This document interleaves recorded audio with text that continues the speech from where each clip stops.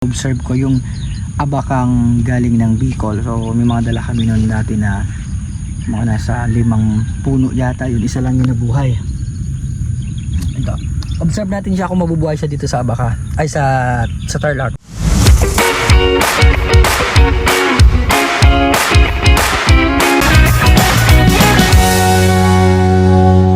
Guys, good morning. So dito kami ngayon sa maliit na taniman namin ni Shea. Binibisit namin yung mga itinanim namin sa isang linggo na ang nakakalipas, and yun, positive, may mga tumubo.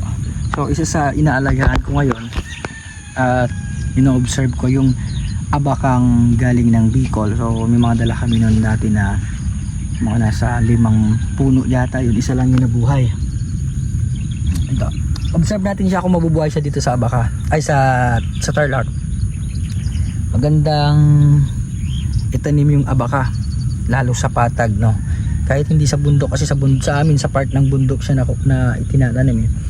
Maganda kasi siyang naitatanim dito sa Tarlac pang substitute sa palay or mais, kasi fiber yan, mahal ang fiber ng abaka.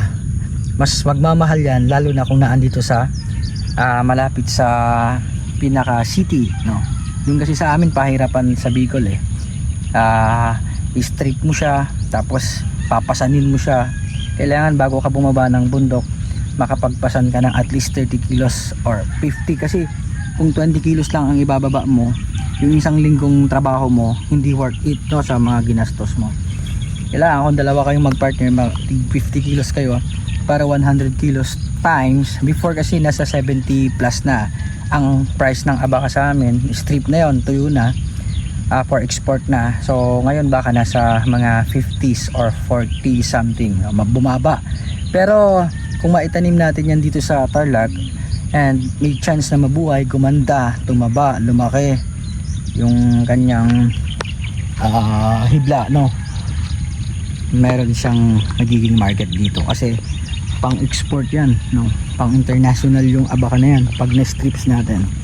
So bigyan ko kayo ng update once na lumaki na siya at tumubo at dumami.